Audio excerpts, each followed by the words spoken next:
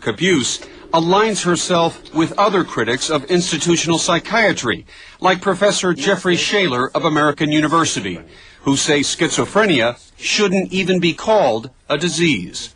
There is no disease that Jeremy had called schizophrenia. This is an attempt by psychiatrists and other mental health professionals to explain why he did what he did. Do you believe that drugs can treat mental illness? Since there's no such thing as mental illness, there's no such thing as a medicine for mental illness. Now, can certain drugs change the way a person feels? Of course. But does that mean that the person needed that drug? Jeremy did get a prescription for one other drug, lorazepam, a mild anti-anxiety medication with rare instances of violent side effects. But there is no evidence in the court records that he ever took it, and medical experts say that this is not an antipsychotic drug, which effectively treats paranoid schizophrenia. This is the wrong drug for the wrong condition. In a letter to CBS News, an attorney for Don Perkins claimed that Jeremy's parents repeatedly took Jeremy to both physicians and mental health practitioners, including a psychiatrist, who always released him to their care as not dangerous to himself or others. Jeremy was prescribed and took psychotropic medications to no avail, so the entire premise of our story is false. But the court records repeatedly state that Jeremy did not receive formal psychiatric treatment, and his father refused to provide further documentation of his claims. Clearly there was some professional psychiatric care needed that didn't occur.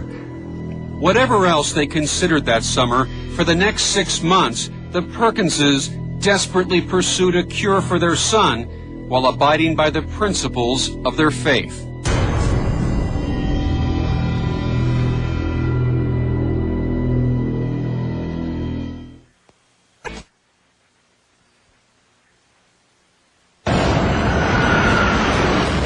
Battlefield Earth, a popular movie among Scientologists based on an L. Ron Hubbard science fiction novel, stars John Travolta as an evil alien cyclo enslaving the human race. This is a stage 3 alert! But prosecutor Ken Case says Jeremy Perkins came to believe that something like that movie was actually happening in his bedroom. He was sleeping in a chair outside of his parents' bedroom because he thought aliens were in his bedroom. In the fall of 2002, the Perkinses drove their 27-year-old son to Dr. Conrad Malfair, a Scientologist and osteopath in Pennsylvania who promotes natural, drug-free healing methods. They had to physically, forcibly drag him in there. He didn't appreciate the treatment. Defense attorney John Nucciarino says Malfair's clinic had an unusual explanation for Jeremy's symptoms. They conclude that he was suffering from certain digestive problems, that he had certain chemical toxins in his body, and he needed to be purged of it, and he needed to be energized through vitamin therapy. Is vitamin therapy for this profound mental illness a treatment? No, it's nonsense. Nonsense. Yes, nonsense. Dr. Malfair declined to be interviewed for this report. Don Perkins' lawyer wrote CBS News explaining that Don and Ellie were concerned about the documented dangers of pharmaceutical substances. The church also provided research highlighting violent side effects of various psychotropic medications.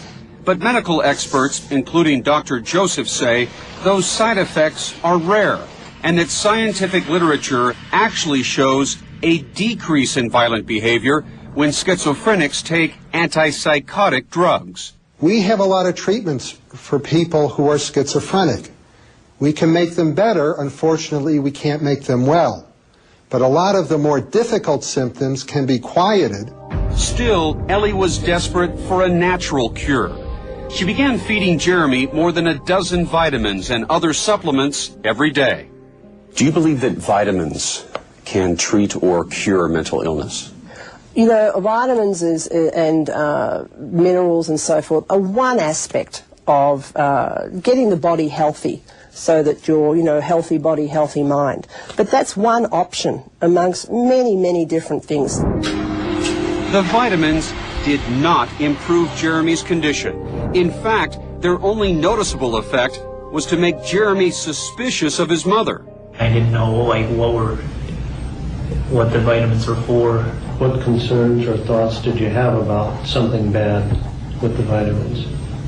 What concerns? Just that maybe she's trying to poison me or something. Life inside the Perkins home was growing tense. Jeremy was getting aggressive, and Ellie was getting worried. As an indication of the fact that she knew he was ill, she had usually kept the knives in the house, kept away, out of sight. Ellie explained the situation to this man, a self-taught natural healer named Albert Brown. She talked to me about 2 incidences that were physical. There was some pushing, there was some struggling.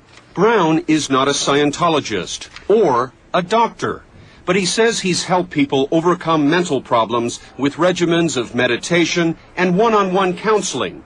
Did Ellie ever say to you, I will not give my son antipsychotic drugs? She did tell me that she was not intending to give him any drugs, and that she would like to explore anything that doesn't include that.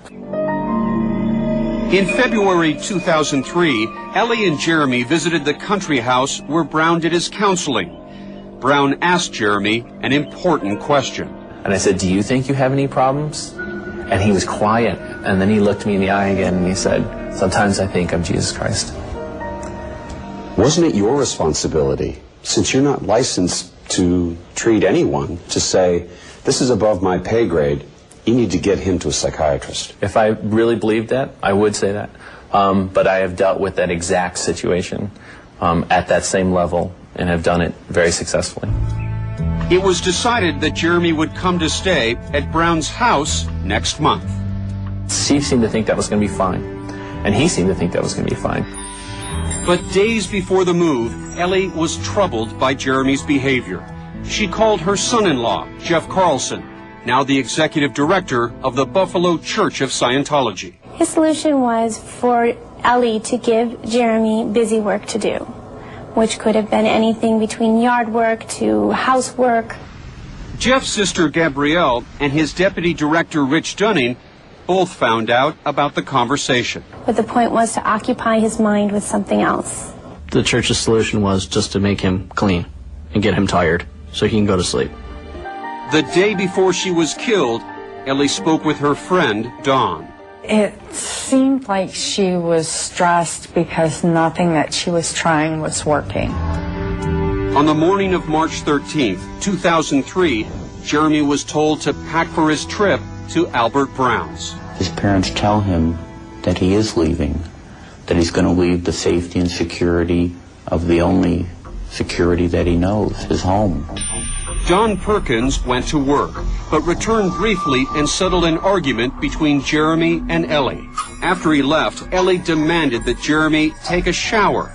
She was on the phone with a friend when the attack began.